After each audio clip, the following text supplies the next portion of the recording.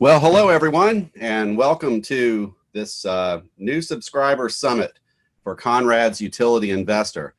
First of all, I just want to thank everyone for subscribing, and I hope this brief, briefing will be very beneficial to you in uh, getting the most out of Conrad's Utility Investor. I've been doing this for quite some time. Conrad's Utility Investor right now in its 6th year.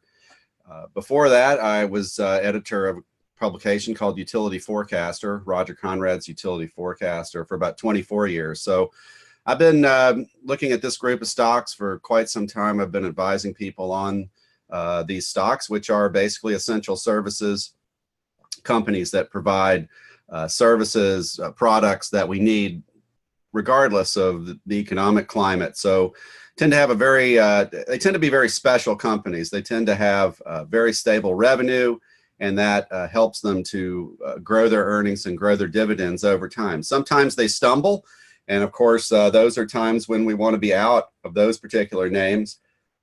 But for the most part, we've seen pretty for the better companies, pretty stable, pretty steady growth over time. So again, thanks for tuning in, and let's get right to it. So I have a few objectives here for us to go over here in this summit. First of all, I want to give you a brief introduction to Conrad's Utility Investor, so you can know what to look for and where to find it. So pretty essential to getting the most out of this product. I don't know. Hopefully, many of you have already visited the website. You can see there are quite a few features there. So that's this segment of the summit is intended to help you get the most out of that, so you know where is what. I'm going to talk a little bit about our focus and strategy, how to use the portfolios, the endangered dividends list, the utility report card. These are pretty extensive features of the issue, pretty comprehensive features. So. You'll want to make a note of what they're telling us.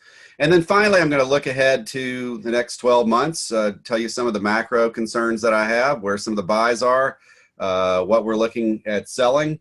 I also want to remind everybody that your first regular issue, first new issue of Conrad's Utility Investor, which will be the September issue, that will go to post on September the 9th. So you will be receiving an email to that effect. You can also, of course, always check out the issues and so forth, including all the past issues on the Conrad's Utility Investor website with your login information. But we will be looking ahead and telling you a little bit about where I see things going. And then we will have an opportunity for you to ask questions. I realize this summit, some of you will be listening to after the event. So if you don't get your question, if you don't see your questions answered, I do have a surprise for you. And at the end of this chat and presentation about our upcoming web chat. So that's an opportunity where you can ask me anything you want. I stay on I stay online until all the questions are answered. So it's a real lively discussion. I really look forward to that interaction. But I'll have some more information on that at the end of this summit. So let's start out with a brief introduction to Conrad's Utility Investor. First of all, when you get a new issue of CUI, there are various sections.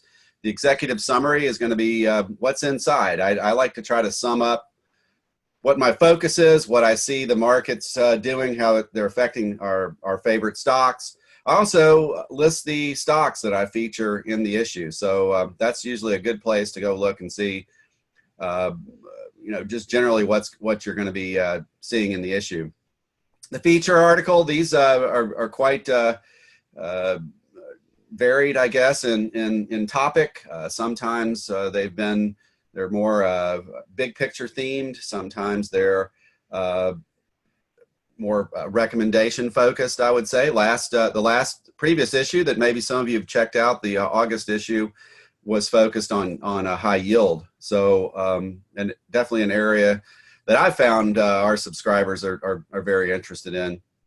but some opportunities in about 5 different segments, including bonds and fixed income. So might want to check that out. Other times, though, we've looked at issues such as upcoming elections.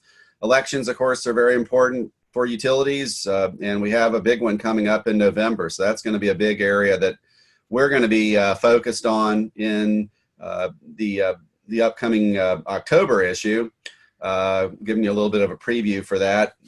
But also in some of the other features that you receive with your Conrad's Utility Investor subscription, which are the weekly income insights, and also utility roundups, alerts, and so forth. So we will have a lot of information coming at you in those areas. We also have the my special report from the Edison Electric Institute conference, investor conference, where I'll be able to talk with executives of many of our recommendations, as well as other people involved in the industry. I found them to be quite illuminating, these conferences, and you can actually look at the report, my report from the last one, the previous one, on the website. So that will be coming up in November as well. So again, feature articles, lots of things covered. This upcoming issue, and I'll be talking a little bit more about what you'll be seeing there, is focused on kind of a mix of those themes, the emerging market meltdown that we've seen recently, how that affects various companies, different ways of playing that. But a little bit more about that a little later in this summit. The endangered dividends list, I think, is probably a feature that has perhaps been of more use than I would have liked to have seen over the last several years.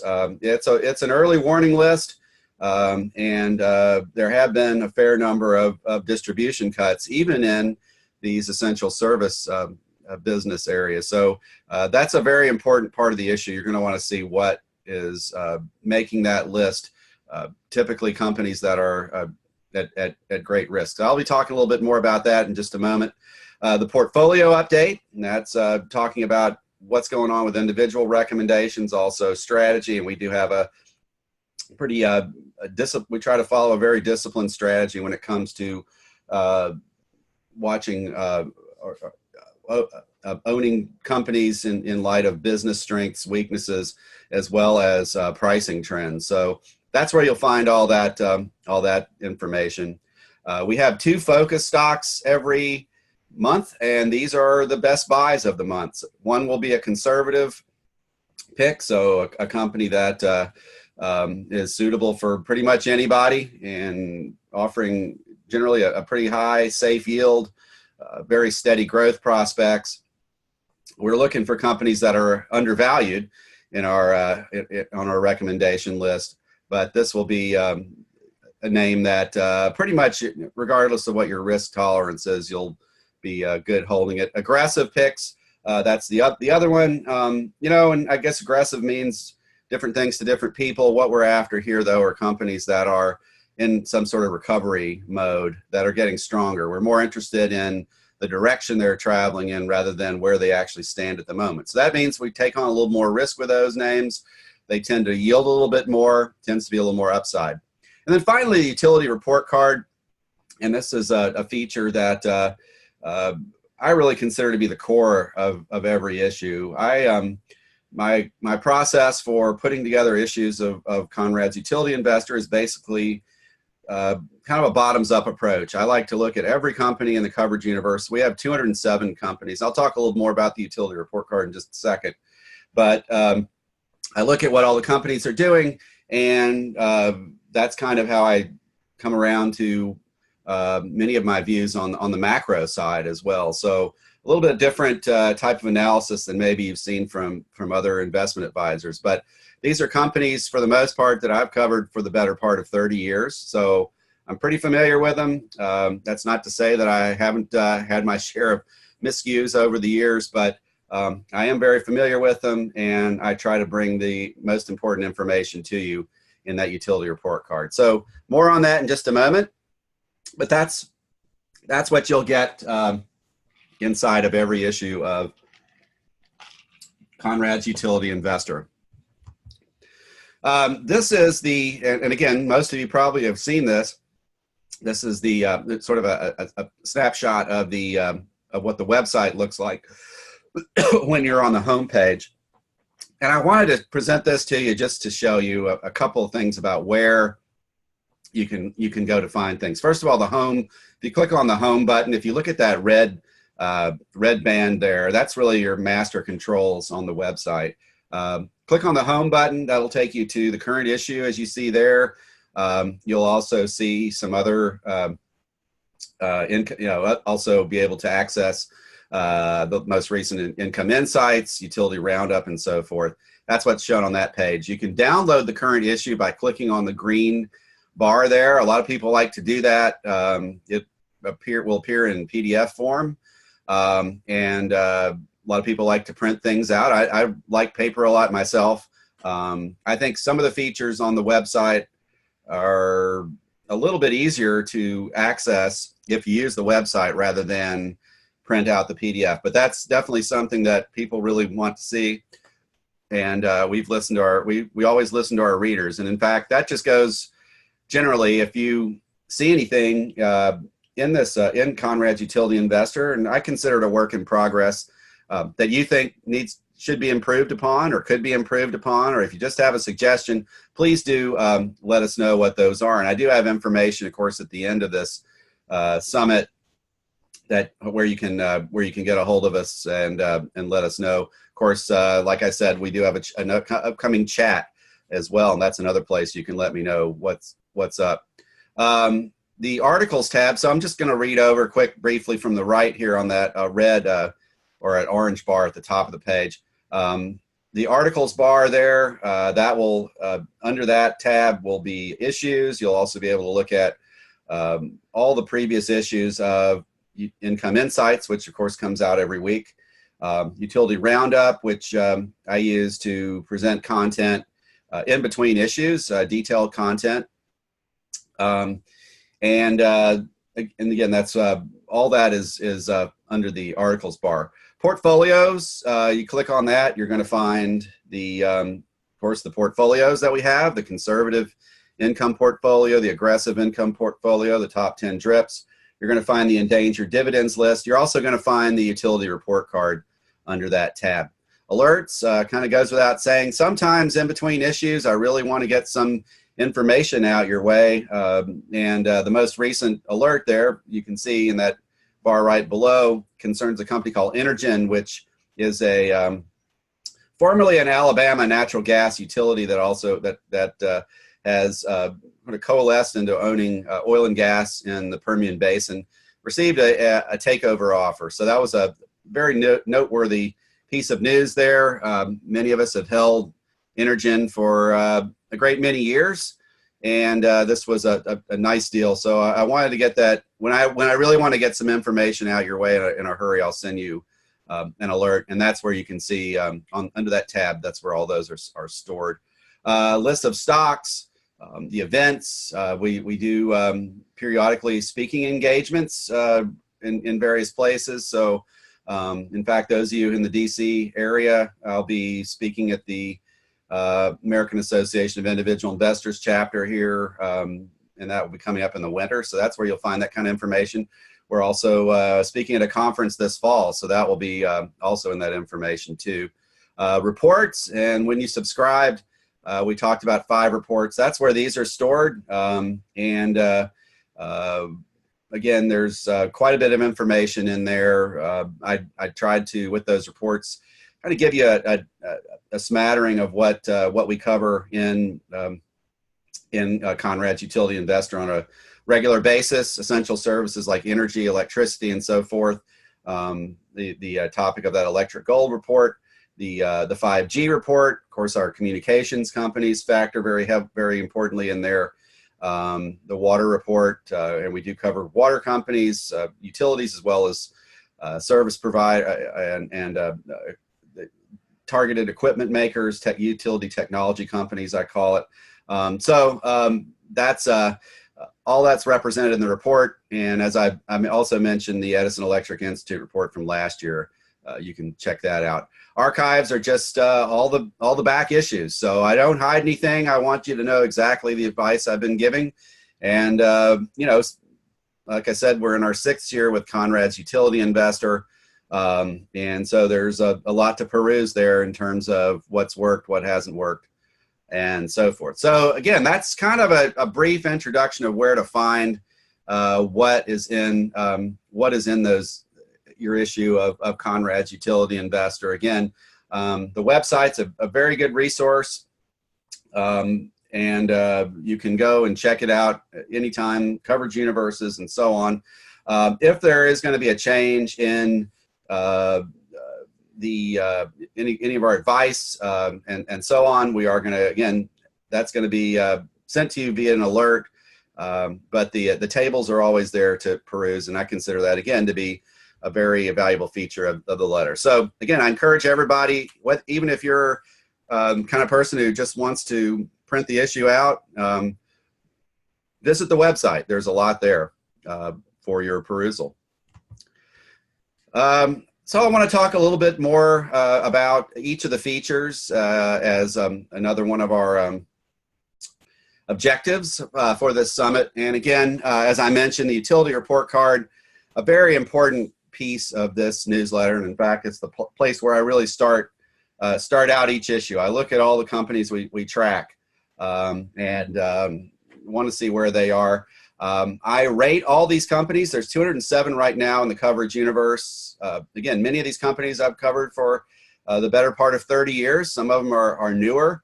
They run the gamut. There are right now about 1/3 of those companies are based outside the United States. So we're not just only here in the U.S. If you just want a U.S. portfolio, of course, that's a lot of names to choose from. But we also, I believe, in having some foreign exposure for a large number of reasons, a wide number of reasons. One just being that at some point the dollar is not the strongest currency.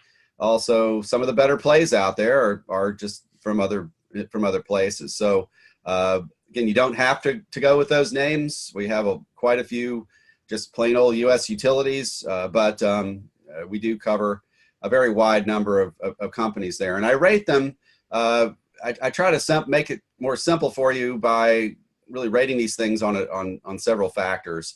The quality grades, that's a 5-part rating system. And highlight each component of that every 3 months. I do a in the comments segment of the utility report card. I tell you how they stack up on all these various counts. But in every issue, I let you know how I rate them in terms of safest to riskiest. So again, 5 kind of general criteria. There are a lot of factors that go behind all these various criteria. The quality grades kind of boils it down for you, again, to A-rated companies, which are the very safest, to F, which are companies you probably don't want to be involved with. Generally speaking, the risks far outweigh potential rewards, even if the stocks do look fairly cheap. So that's again a core feature of the issue. I also provide buy, hold, sell advice with target entry points. What does that mean? Well, I look at a company's quality grade, how they stack up as a business. I look at their yield, and I look at what kind of potential growth we can expect with those, based on various factors of the business. So put all that together and try to find prices that in a not necessarily trying to pick bottoms in these stocks, but prices that represent very strong entry points for these individual names. So that's again, so you'll see a stock say buy up to 12. That means, buy it up, don't buy it above 12. And it also means that based on our read of the company, its business strength, its fundamentals, and so forth, if you buy it under 12, the next 2-3 years down the road, you're going to be well up on that initial position. So those are the points of those. I also have a couple of other features I'll talk about later. Dream buy prices. Those are prices that would only be reached under extreme conditions. So I'll talk about that a little more in a minute. But every utility report card will have a specific buy target for companies that we rate buy. It'll tell you to hold companies that we don't think should be purchased, but just held on to based on business quality factors or based on valuation. That's often a factor that leaves a company rated hold. And then finally, sell. Again, we sell for two big reasons. One is a business deteriorating, and another is, and that's probably the most important reason to sell. And companies that have deteriorating businesses right now, with the economy running strong, with access to capital markets pretty much open for business, you probably don't want to be around them if macro conditions worsen a little bit. So that's one type of company we sell. We also sell when valuation reaches just crazy levels. And this is a theme that I alluded to in some of the introductory materials that we've sent you before you subscribed, regarding the momentum shifts that we're now seeing in this market, even with essential service companies that have traditionally been held by individuals and have been very steady and stable. Now we're seeing some, in many cases, pretty radical price movements as passive investing strategies, algorithmic trading affects the buying and the daily buying and selling. So those are reasons why we sell, and it also, on the bright side, does bring us opportunities to buy, which you'll see in this issue. We actually upcoming issue, we actually have been able to enter quite a few companies and are sitting up nicely in them over just simply by banking on this momentum swings. One of those would be Comcast, that we were able to get into on a downswing into the low 30s. People got to be a little worried about some of the takeover potential, but there was also just a lot of kind of sloshing around selling. We were able to pick it up at a low price, and we're now nicely in the black with that trade. So that's the kind of thing we try to do again, and that's the flip side of the of what makes these momentum swings so dangerous with companies that are in very high valuations. And high valuations just basically mean very high investor expectations. So when investor expectations get very high, they get harder to meet, and that tends to be a good opportunity to at least take a little money off the table, even in some of our favorite names as well. And again, I'll talk a little bit more about that as well. That's another feature of our portfolio update segment. Every utility report card will have pretty extensive comments on these companies. The August issue had pretty much the rundown on the second quarter earnings. So that's a quarterly event where companies announce earnings. Some of our companies actually announce semi-annual earnings, so we don't get a quarter. All we can have is quarterly updates there. But it's a very good way to gauge a company's progress. And I look at earnings primarily from the point of view: are they measuring up to management's guidance? And so that's the kind of thing you'll get there. Other times, I mentioned one of the months I look at all the safety ratings and how they're stack up versus on each criteria, from the payout, sustainability, revenue, reliability, regulatory relations, balance sheet concerns, and operating efficiency. Those are the five criteria, and I'd show you how that works out. But the comments are kind of the guts of things.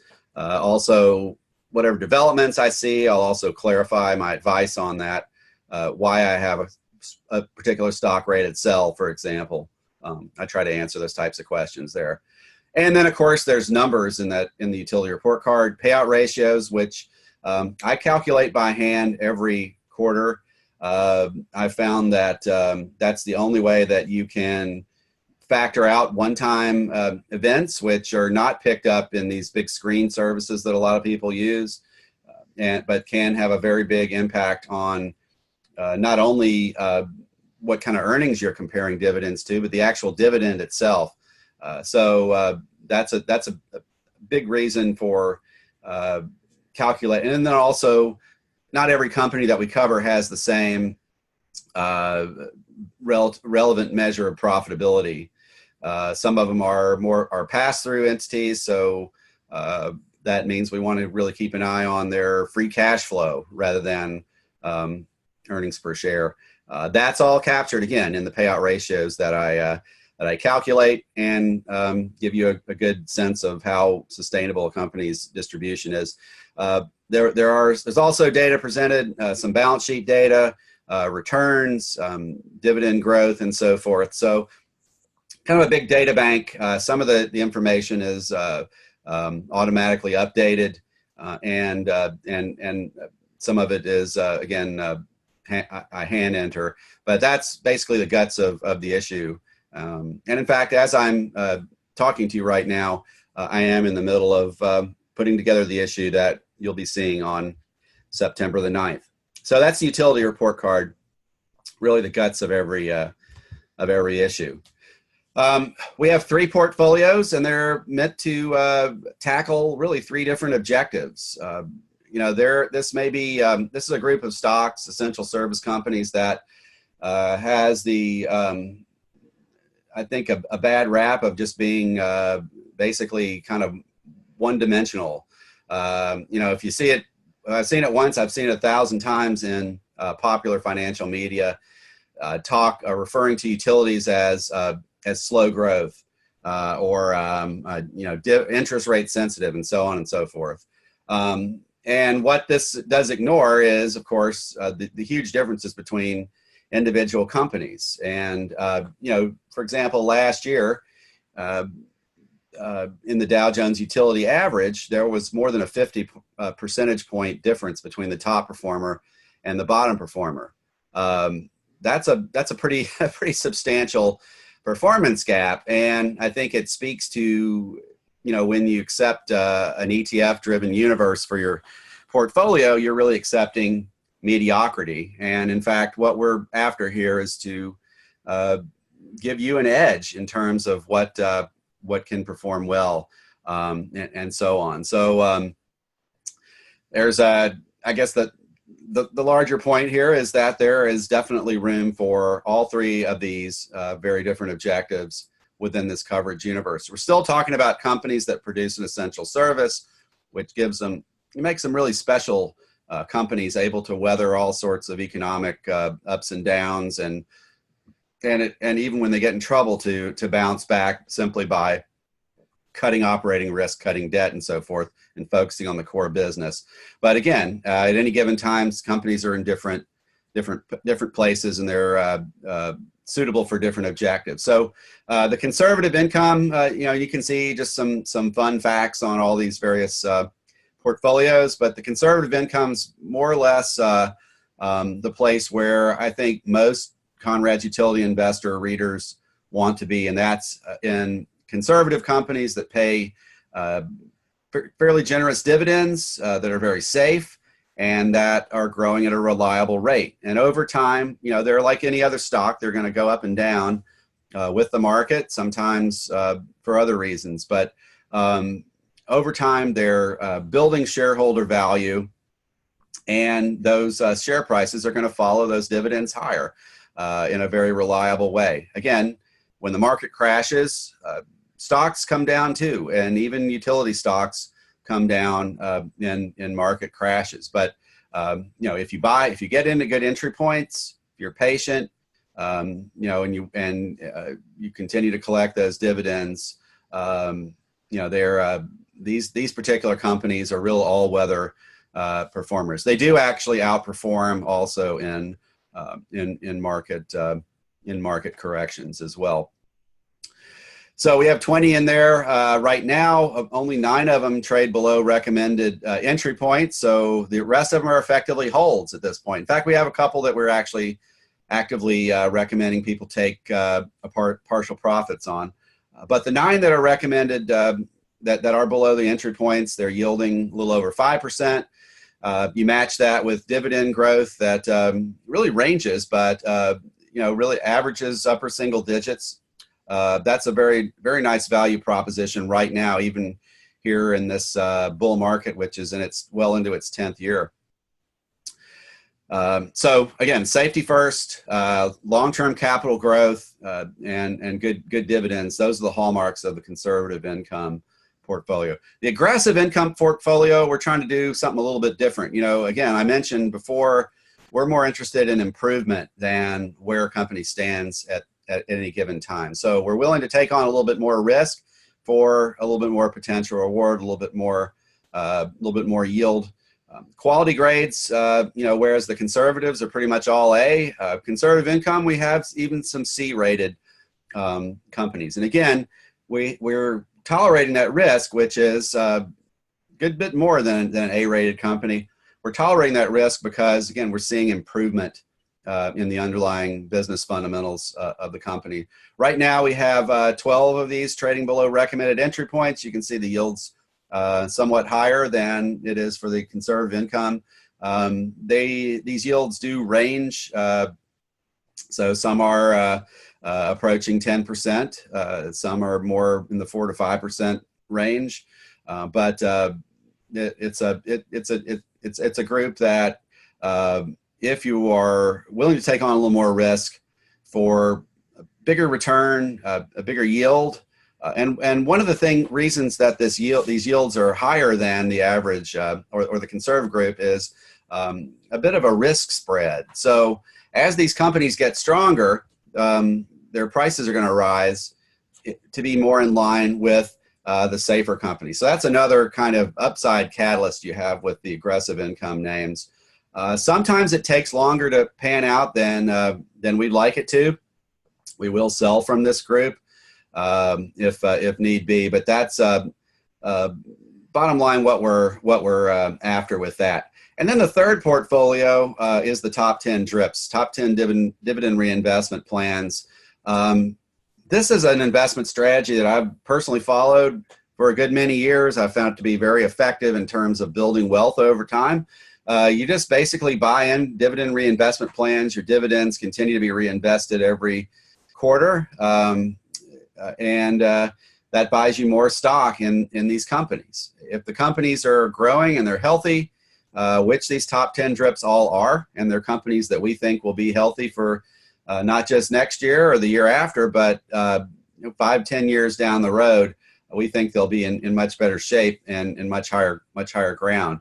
You can really do quite well with this type of thing. It's sort of a no-brainer strategy in a way. I mean, the only thing you really have to keep up with is the health of the underlying companies. If the market should come down and these prices of these stocks come down, so long as that company is healthy and is paying dividends, all that's going to happen is you're just going to buy more shares at that lower price. So some of these dividend reinvestment plans I've had, I'm getting pretty close to actually lapping my initial investment, which means I'm actually starting to get as much in yearly dividends as I initially put into the stock. So this is a great way for long-term savers if you're just kind of new to the game. Actually talking to my oldest son about doing this kind of thing, and again, reinvesting dividends, building wealth over time. It's and then just kind of setting and forgetting it. That's our purpose here. So again, very focused on the health of these underlying companies. If some of these come apart, we will not hesitate to tell you to unload the dividend reinvestment plan too. It's actually become a lot easier too to sell these things. Some of you might remember in years past that it could take a week or so, but now you have basically online access to a lot of these plans as well, which are held by the individual companies, or at least a transfer agent acting at the behest of these companies. So you can go online, say with your Dominion Energy stock portfolio, and sell a certain percentage of it, and get the check, pretty much within a couple of days. So not as nearly as cumbersome as they were back in the day. Sometimes you can even have the money transferred to your bank accounts as well. Lots of tools that have made these things a lot more effective investment tools. So those are our 3 portfolios, 3 objectives. Again, that pretty much runs the gamut. If you're a saver, You look at the top 10 drips. If you're more aggressive income, conservative income. Again, this some people want to stick with one of the portfolios. Some people like to kind of mix it up. We follow all these very closely, and with these different objectives in mind. So those are 3 portfolios. A nuance of these portfolios, and I mentioned this earlier in the summit, are our dream buy prices. And this is the current list of dream buy prices. Dream buy prices are price levels that chances are won't be reached except under extreme circumstances. So a market correction or some sort of sell-off, that tends to be when these things are executed. Sometimes it's a flash crash. But the idea is that if you can get in at these prices, you're getting a value, again, as long as these companies remain solid on the inside, but you're getting a company that, at a price that almost guarantees, again, as long as the company remains solid on the inside, almost guarantees an eventual windfall. Just to give you for instance, because one of the columns there are 2 columns, the dream buy and then the 52-week low. Take a look at that top entry there. That's AES Corporation. So it's one of our aggressive holdings. And earlier this year, it actually broke through our dream buy price. Since then, it's now getting pretty close to $14 a share. So from that low point, a 35–40% return over the last several months. It doesn't always happen that quickly. We looked at it at that time and saw it as being, we thought it was quite undervalued. We thought it was still solid on the inside. We thought that the price had been carried down, probably more for technical reasons, such as a large sloshing around of these algorithmic trading strategies. And as a result, coming into at this point has been quite profitable. Another example would be Hannon Armstrong. That one went down below our buy target of 18. That one's now pushing over 20. So again, another nice entry point. Most of these companies, though, are pretty far off from their dream buy price. So again, we're waiting on some sort of major event to happen before for these prices to be reached. Some cases they may not ever be. Reached, but there are. But again, if they are, these are really breakthrough entry points. So that's the purpose of the dream buy prices. We have this table in every issue of Conrad's Utility Investor. We update it, and we update those dream buy prices based on what's going on internally in the company. So if a company is really getting a lot stronger, or if it, then we'll probably raise that dream buy price. But again, this is the point here is just, if you do come down enough, get in at these prices, you're really locking in something nice. The other part of the portfolios, the other kind of nuance that I've talked about earlier, is the fact that many of our companies, I mentioned the portfolios, that how many members we had and how many companies were trading above or below their buy target. So this is the, I guess the inverse of that, which is companies trading above target. One of the aspects of our portfolio strategy is to prune back companies that really, or holdings that really become overextended. Again, a lot of reasons why this can happen, over exuberance and so on. But what we have found time and again is when a company does really exceed where it represents a value in terms of business strength, business quality, if it really exceeds by a significant amount, we can almost count on a reversal to occur. And the way I kind of present this in this table is in terms of dividends needed to make up, or quarterly dividend payments needed to make up if that stock should drop from its current level back to where it would rate a buy based on solid valuation, business quality factors. that's the buy target there represented. So basically the fifth column over there, which is dividends to make up retreat to target price, I take the difference between the price and the buy target and divide it by the amount of the quarterly dividend. So again, in some of these cases, getting back to the buy target price, not a whole lot. Comcast, for example, only about 2 dividend payments. So that's not really a whole lot of risk to holding it if it gets back to the buy target. You don't want to buy it above that buy target, but you don't want to, it's nothing to really be that concerned about. Now, coming down the list, let's take a look at one on the opposite end of the spectrum. That would be NextEra Energy, one of my favorite companies, and it's actually gone up since even more since this last updated table. Last updated this table. Again, we'll have it updated again in the September issue, but even at this price here, 170, it's above the bar column there, which is the consider taking profits. It's trading right now. The difference between our buy target and the current price of the stock is equivalent to almost 30 quarters of dividend, or almost 28 quarter, we'll call it 28 quarters of dividends. So almost 7 years of dividends to make up for the drop. If it should drop back to where our buy target is, that's a lot of gain. I know a lot of people don't like taking gains in some of these stocks, and that's fine. Dividend reinvestment plans, for example, that's not part of that strategy. But I do think here in this age of algorithmic trading, it does make sense to take some money off the table from time to time. And the best place to take it off the table is in names that have really just shot the moon. And again, when a company's stock price goes to a level that's well off the scale in terms of valuation, what you're really saying is investor expectations are very, very high. And when expectations are high, like in all aspects of life, it's easy for them to be disappointed. So again, that's part of our strategy.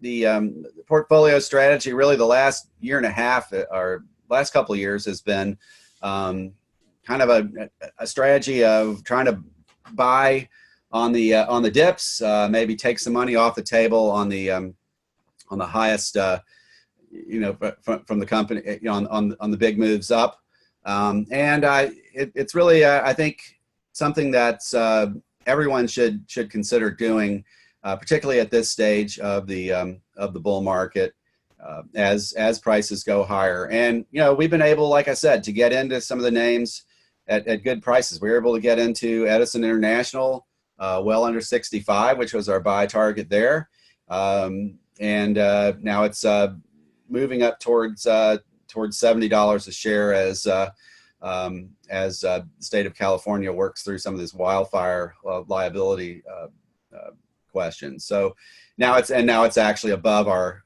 buy target. And conversely, we want to we've been able to take some money off the table in some other names like WEC Energy. Nothing wrong with the company. Certainly, it's one of our favorites. Great conservative holding, but it has been trading at times well above where what we want to pay for it, and it has drifted back at times, given up those gains. So by taking some of the money off the table, readers paid a little bit of tax on that, but whatever the tax, 20% off that 20 cents from the dollar, you're still keeping that 80 cents, or that 23 cents off the dollar, even you're still keeping that 77 cents. Much better than forking that over. So again, another aspect of the strategy where we do a little bit of pruning periodically. Again, we're also recommending people sell names that weaken. So that's another source of funds to put into stronger names. But even the strongest, when they get to very high valuations, are worth pruning back. So that's the portfolios. I wanted to touch on the endangered dividends list, and this is the current endangered dividends list right off the website. again, we're looking at all these. We will be updating this for the upcoming September issue, but generally speaking, this is kind of where the rubber hits the road in terms of dividends, and what you want to be out of, what's at risk. We just saw PLDT, which the Philippine telecom company, you can almost to the bottom of the page, actually did reduce its dividend since the last issue went to press. So we'll be talking a little bit more about that in the text section, which accompanies the endangered dividends list section. But you can see quite a few names here. We're more or less past the danger point, at least for another month or so for most of these names, and that's because earnings aren't due to come out until they will start coming out towards the end of October and into November. So that's usually the time when companies make an announcement regarding their dividend, and sometimes it's accompanied by changes in usually accompanied by changes in guidance and so on. So we tend to have a lot more action than we do in between earnings season. But all these names certainly are names to keep an eye on. You can see some of them we've actually rated buys for more aggressive investors. There's nothing on this list that's rated above C, and that's again pretty good tip off that you want to be shed of these. But again, we're going to or if you're conservative, you want to basically avoid them. But we will be updating that again for the upcoming issue. So that kind of sums up where is what in this issue, and where to find it in Conrad's Utility Investor. I just wanted to talk a little bit about where I see things now. This is a very long-term chart of the Dow Jones Utility Average. Dow Jones Utility Average really is not the greatest benchmark for Conrad's Utility Investor portfolios, because again, we do cover other types of essential services. This index is electric utilities, but it does serve a very useful purpose in that their information does go back a very long way. You can see in this, if you look at that bottom axis there, you can see that there's information for this index, going back to the Depression. Of course, the utility industry was much different before the Depression. At that time, you saw a unit of JP Morgan's. He tried to establish the AT&T of power in the United States. So he basically began accumulating through his holding companies all the operating utility companies. Well, you can see a big crash there occurred. And then in the Roosevelt administration, they passed what was called the death sentence for the big utility holding companies and created the current system the way what we have today, which are companies that are basically controlling operating companies. And that, of course, created quite a bit of turmoil. But that was really the bottom for the utilities. And ever since then, we've seen them continue to move up every cycle. Now, and with substantially the same much the same group of companies. Why is that the case? Well, they grow with the economy. That's really the fundamental factor behind utilities. It's true of all the companies that we cover. A lot of people look at these things as just basically bond proxies. And I've spent again more than 30 years trying to convince investors not to look at things that way. I think you really are you're just going to miss out on this awesome stock group, but also you're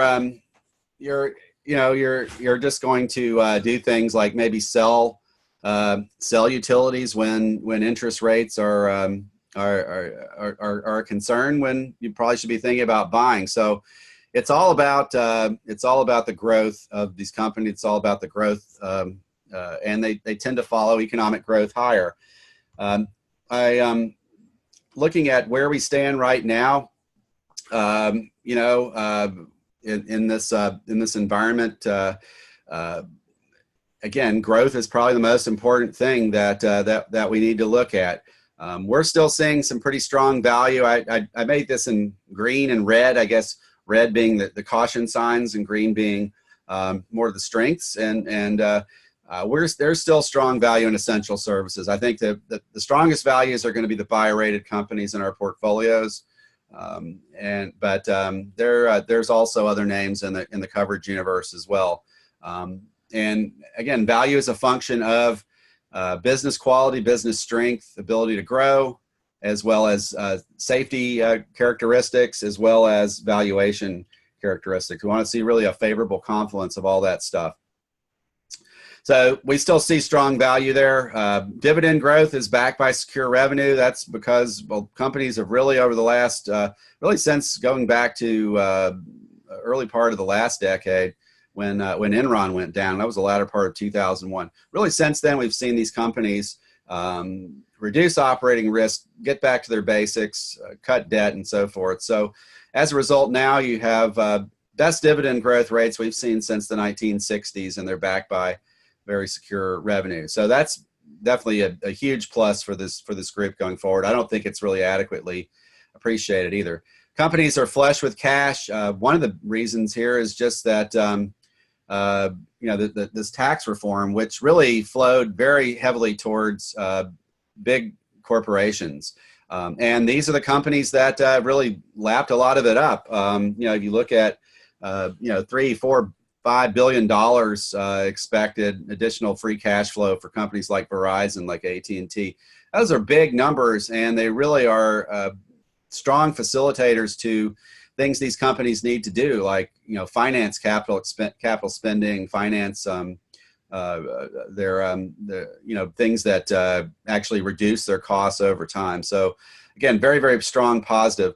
And then, like I say, the U.S. economy still strong, and that's what these things have followed over time, as our previous graph demonstrates. Again, on the caution side, many stocks do trade at very high valuations. If you peruse our coverage universe in the utility report card, you'll see there are a lot of companies rated sell, other companies just rated hold. But many of these companies, again, trading at very high valuations, and that's always a risk, because high valuations mean high expectations, and that means that can be broken. So very much a danger point there. Trade turmoil and the emerging market retreat. These are going to be themes that you'll see in the feature article in the September issue that will be out again on the 9th.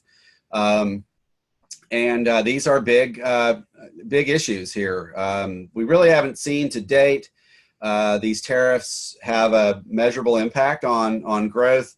Of course, Economics 101 teaches that we will see a negative impact, and also for many reasons. And we are seeing some companies really pulling in their horns in worries about the tariffs and so on. Of course, the emerging markets have retreated big time. I see two things there really, and we're one being that there's some value that's appearing, but also a lot of danger. And certainly, if we do hit a period like 1998, if this emerges, things get a lot worse. We don't believe that's going to happen, but we are very mindful of that. It could create some substantial damage in the markets. Incidentally, utilities did very well in that period as far as holding their value. So that's another reason to recommend this group. But certainly, the macro has been clouded here by these ongoing factors. And then finally, we have elections here in November. They're presenting some uncertainty. And maybe not in the way that you're thinking that they do. When it comes to utilities, really the elections to watch are not on the federal level, they're on the state and local level. It's the state and local elections that fill out legislatures, governor mansions, and so forth. And that's who appoints the regulators who set utility rates. So if utility bashing comes into vogue, as it is in some places, it's a way to scare up votes. It's a time-tested way to gather support. Bash the big companies everybody knows about. So that's something we definitely have to watch out for. And again, that's the October issue. We'll be focusing on more on that. But that does present some uncertainty, and that's a negative. So again, I guess putting all this together, it's just a time to be selective. It's a time to look for high quality businesses that are selling it at good prices, and that's again what our focus is. As far as interest rates go, I just wanted to present this graph here: utilities and the Fed. This is what happened to the Dow Jones utility average during the last Fed tightening cycle, which began in mid-2004, ended in mid-2006. The Fed took the Fed funds rate from 1 to 5.25%, which is a level that the Fed typically considers to be quote unquote normalized, although we really haven't seen anything close to 5% in recent decades. But that's where the Fed, I think, will try to push things back to at some point. The main point of this graph is just to show you that utilities actually did extremely well over this period of Fed tightening. Kind of leveled off there at the end when the tightening cycle began to have, I think, an impact on economic growth. So again, pretty good demonstration that these things follow. These stocks are stocks. They're not bond substitutes. They're not interest rate proxies. They follow, over time, follow growth. So again, that's what we're looking for. We're looking for businesses that can grow, and utilities, just like any other stocks, that's what their prices will respond to. What can you expect in your next issue here? Given this outlook that I've given you and our strategy and so forth.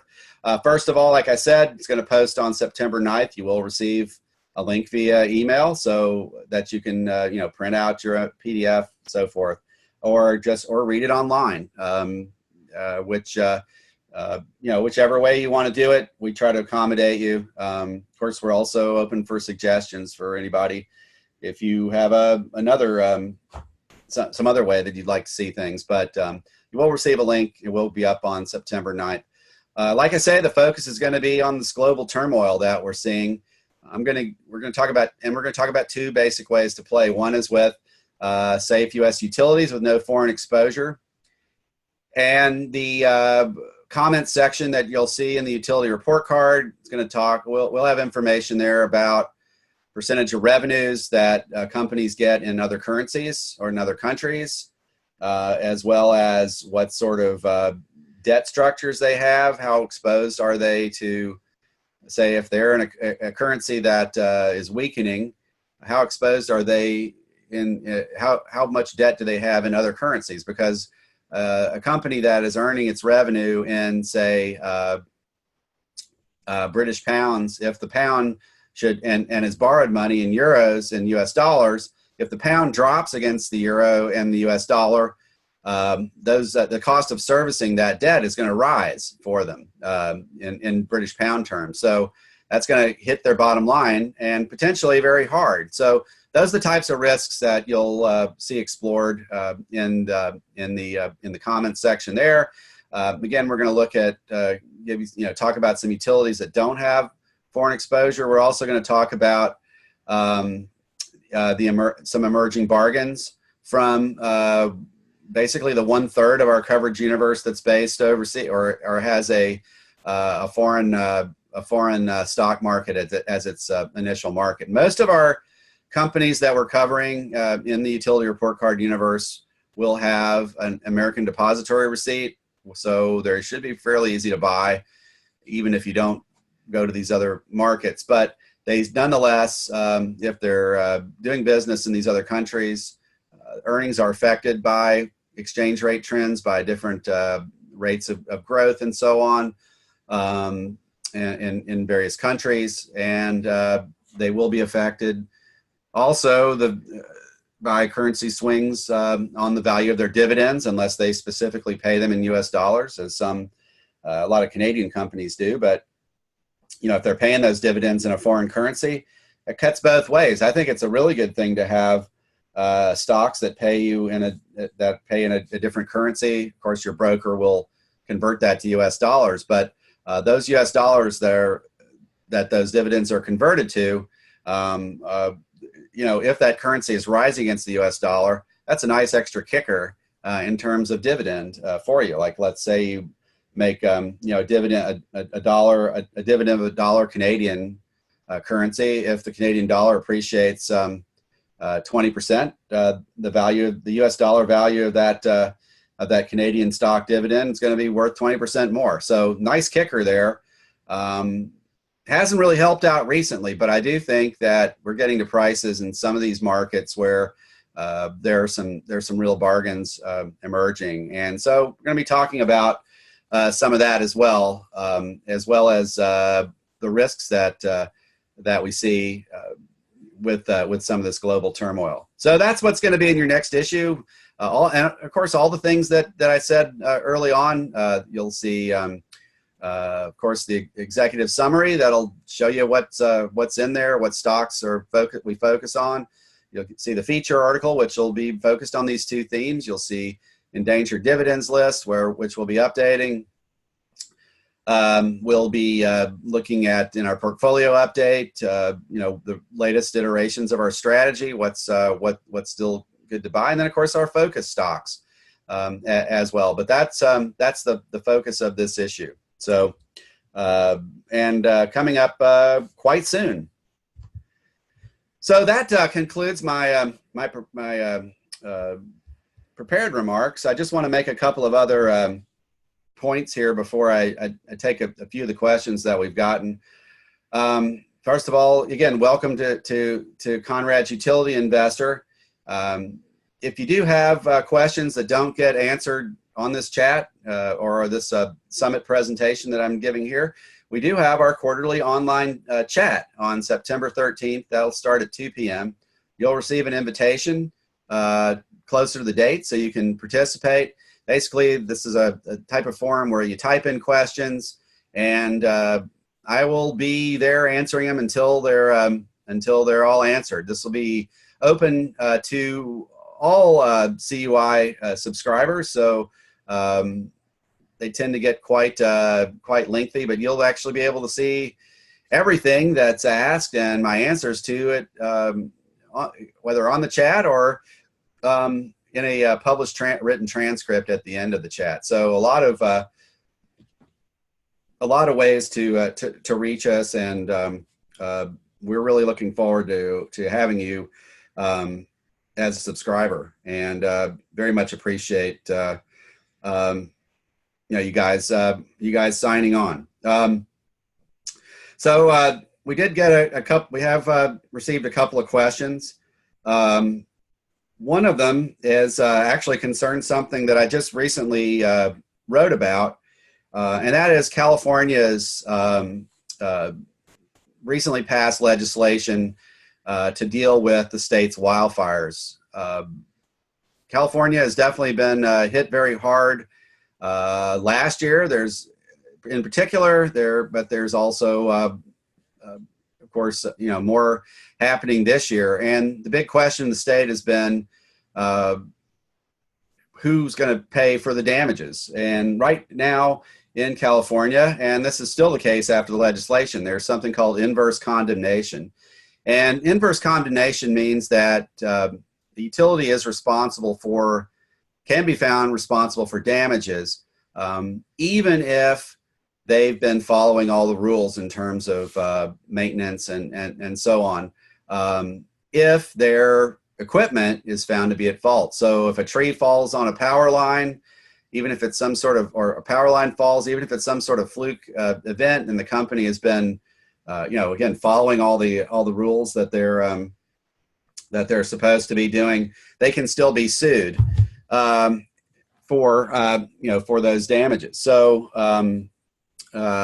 that's a big problem, particularly for PG&E. This was a name that we fortunately had people out of last year. They actually eliminated their dividend, or suspended it at least temporarily. Right so far, their estimates that their share of their liability for fire damages from last year is somewhere on the order of $17 billion. So that's a lot for any company. It's a lot for a utility that is, of course, doing a lot of capital spending and so on. The state has noticed that this is a huge liability. Again, they didn't do away with inverse condemnation, but this bill that I actually, again, sent a piece out about, Income Insights piece on this. They have passed some legislation that will allow the utility to do what's called securitization of this liability. So they can still be sued for damages under this inverse condemnation rule, but whatever the damages are that aren't covered by insurance, they can go out, issue bonds, and then recover the cost of servicing that debt as a surcharge in customer rates. Obviously, this is not something that's made ratepayer advocates that happy, but what it does do is it keeps the utilities whole from the fires of 2017, including PG&E, keeps them from declaring bankruptcy, and that's very important for the state's energy goals. The state of California is pushing very heavily right now to really an energy transition where you're phasing out most fossil fuels and putting in more renewable energy and trying to equip the grid to be able to handle all the challenges that entails, such as the duck curve, which I've talked about in the past. The duck curve is just basically shows how demand for baseload power in California really slacks off during the day when all these rooftop solar generates power, and so therefore you don't need power from the big baseload facilities. But then how demand suddenly just spikes at the end of the day when people come home from work, and of course the sun goes down, and those solar generating units aren't pumping out any more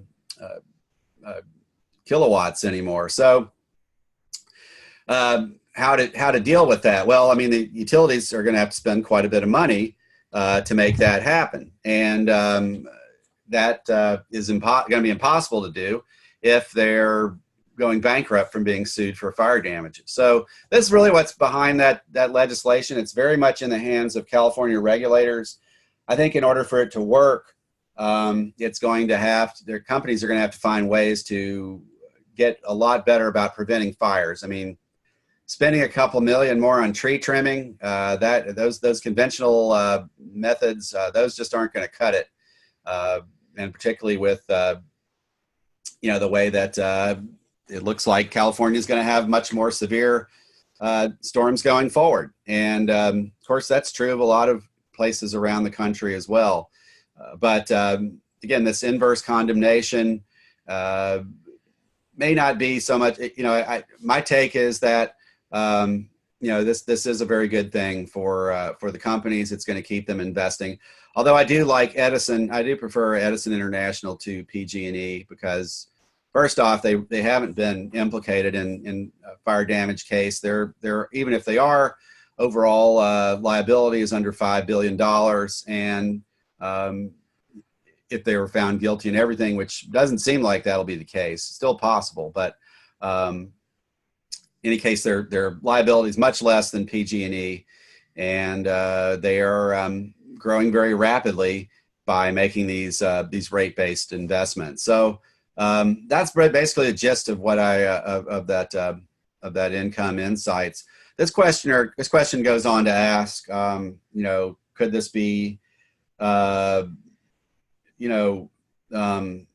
a cudgel to justify companies burying power lines, particularly in areas like South Florida where there's an enormous amount of storms, or the Gulf Coast, which has been hit with storms recently. I think it really does depend on the state. And right now we're at a point where most of the states are working very closely with the utilities. The utilities have more or less thrown in their lot with the state's various goals, and these vary state by state. But in so doing, they're of course more dependent on the policies of these various states. I think we will see more power lines buried. I think that, of course, will add to customers' rates. The big question will be how much can utilities offset that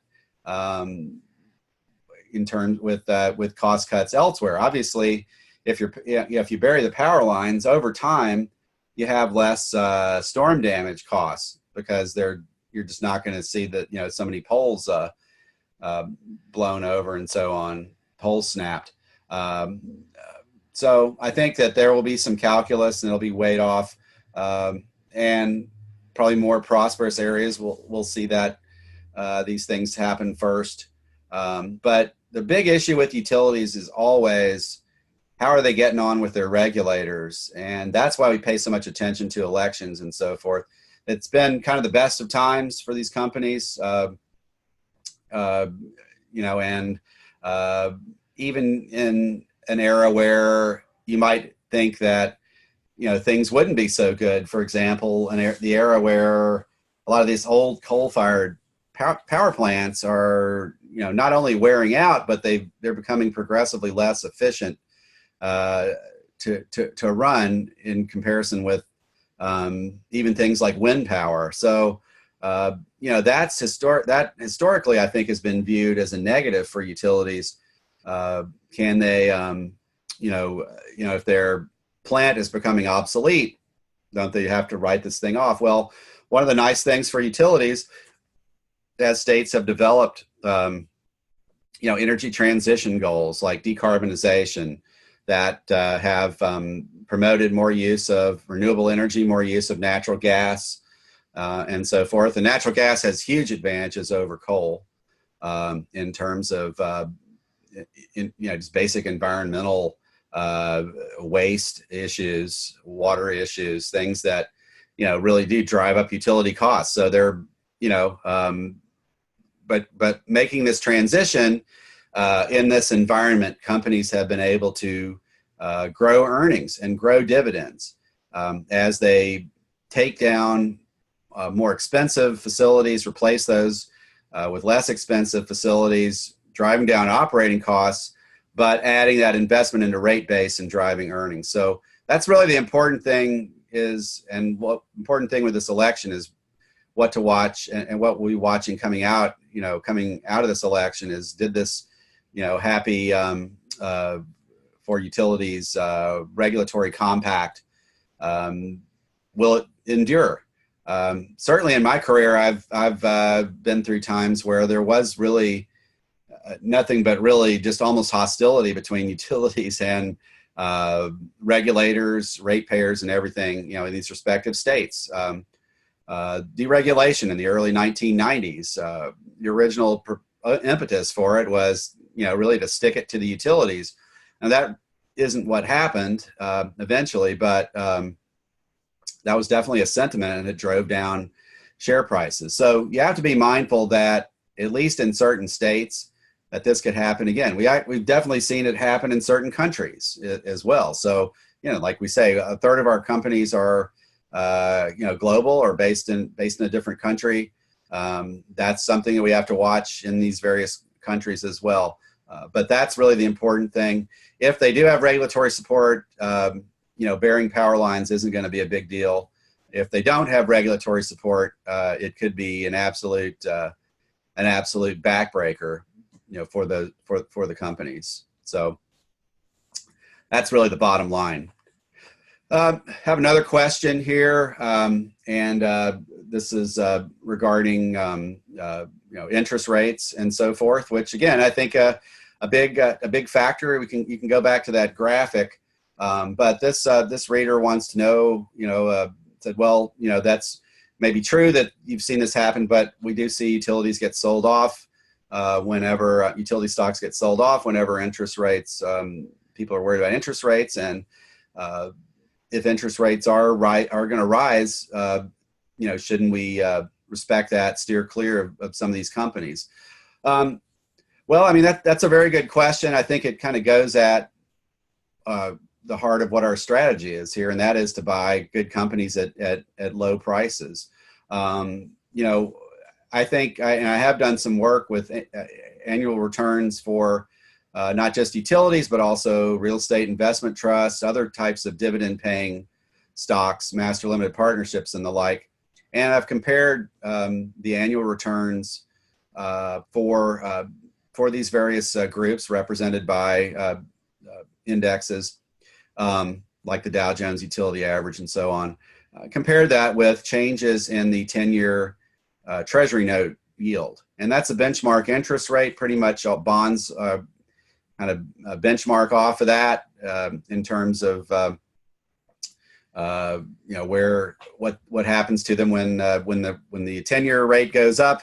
You tend to see bonds get sold off to various extents, but there is no real correlation. There is no hard correlation in terms of annual return between what we've seen in the 10-year Treasury note yield and what we've seen in performance of these various indexes. In fact, you go back to a couple of years where interest rates really spiked up, 2013, 2009. They were very good years for utilities and other dividend-paying stocks. Why was that the case? Well, because those rising interest rates really indicated stronger economic growth. And I think, as I've pointed out with those longer-term graphs, that's really what drives all stocks, and that includes utilities. So, when you look at when there is a sell-off, when people are all up in arms, worried about interest rates, you see the articles in Barron's, you hear the people chatting away on CNBC, about this and that, interest rate sensitivity. That's really the time when we look to buy. I mean, chances are we're going to see more of our companies trading below those value-based buy targets. And those value-based buy targets really kind of take the emotion out of the equation there, because they're based on things like business strength, things like valuation and potential growth and so forth, dividend yield, things like that aren't so prone to investor sentiment. When we see companies get down below certain prices, or dream buy prices particularly, that's when we want to buy. So I think that's a really good question, but we are, I think, have kind of the opposite approach of a lot of people. When we see people start to panic and start, being concerned about interest rates, that's when we tend to see more of our stocks enter buy territory. Conversely, when people stop worrying about rates and they're thinking about things like recession and the inverted yield curve and that kind of thing, it tends to be a time when we see more of our names get into a profit-taking area. So, again, that's kind of a different point of view of a lot of people, but I think it's one that's worked out for us and enabled us to buy some good stocks at good prices, as well as take some profits on companies at good prices for taking some money off the table. I had a question here about Southern Company, and that's a name that is building a big nuclear power plant in Georgia, and they're just concerned about the health of the plant and the cost overruns that we've seen. Certainly, we have seen some cost overruns. This is a first mover project. It's the only nuclear plant now under construction, in the U.S. The company has been very much pushing ahead with it. So far, they've had the support of their partners in the project. They've had the support of Georgia regulators. They are talking about eating some of the cost of this last set of overruns that they had. This is definitely something to keep an eye on. This is a really good question for a couple of reasons. One is just the fact that in my opinion, this has been a good reason to not pay more than our buy target of 50 for Southern Company. Again, 50 is based on a set of valuation that builds in something of a discount to the average utility. Why? Well, because Southern has this nuclear risk and other utilities don't. So not paying more than a price that builds in, something of a discount for those shares for us. In other words, or buying at a discount to the averages does protect us, protects our downside.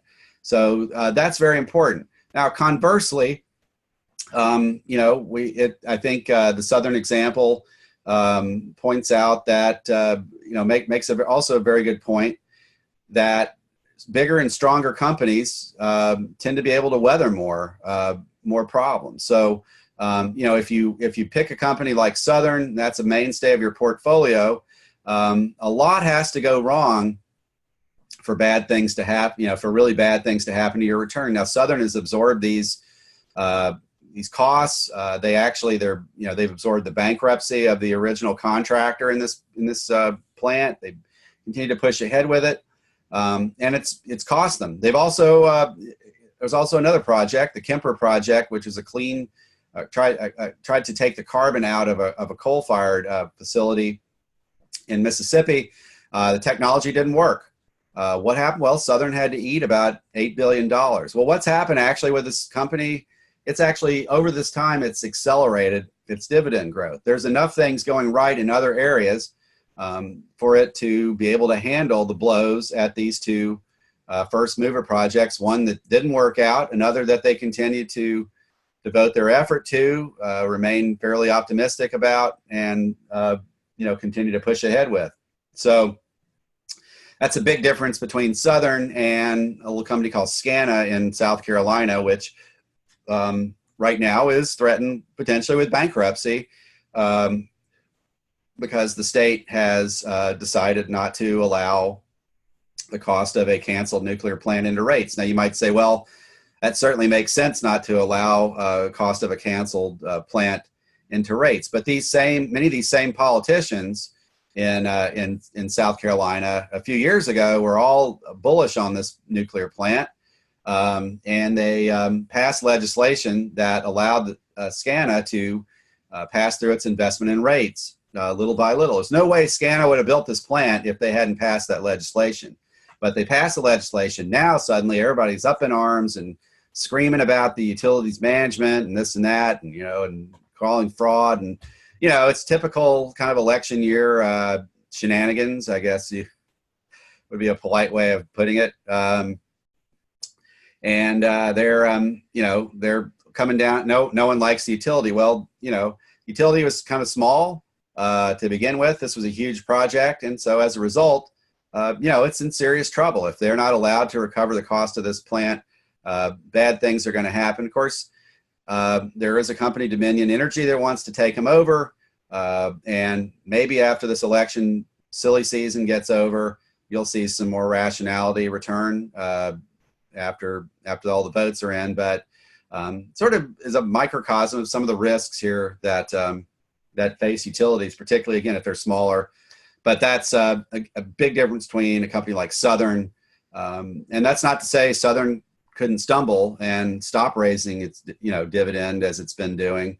If this problem at the nuclear plant does get a lot worse, it just means that they are big, and they do have a lot of cushion if things go bad. And that's a hallmark of a lot of the companies we have as conservative holdings. Not just one stumble is not going to take them down. I think that's very important for investors to have a sense of confidence in those names, and particularly in the conservative holdings, those A ratings that they get. They get them again because, like Southern, they do have a lot to enable them to build in strength. All right, one last question I'm going to take here, and that's concerns our endangered dividends list. And the question is that again, you have some names here listed buy, you have some names listed sell. Aren't all these names worth avoiding? The answer is that if you are a conservative investor, I would strongly recommend that you stick to companies that have A or at the least B quality grades. If you stick with those, you're going to be in good shape. But again, when we get a little more aggressive and that's what we do in our aggressive portfolio, we're looking for companies that are seeing some improvement, and that's more important to us. With those recommendations, than where a company actually stands at a given time. You look at a company that we do have rated buy in the endangered dividends list. One would be Suburban Propane. I've written quite a bit recently about propane distribution. It's a sort of an odd business. If you ever drive around out in less populated areas, rural areas, you're going to see lots of places selling propane. You're going to see lots of different companies. Many of them just kind of mom and pop businesses. They might have a couple of trucks, and their business, they basically buy gallons of propane. They take them to people's homes. But what we're seeing in this business, recently has been, last few years, has been a lot of consolidation. So you have seen the emergence of some larger companies like AmeriGas. Partners is the biggest. Suburban Propane is the second largest in the United States. But we're seeing a new entrant, I guess, Superior Plus, which is a Canadian company. And they just made their first big acquisition of propane distribution assets in the U.S.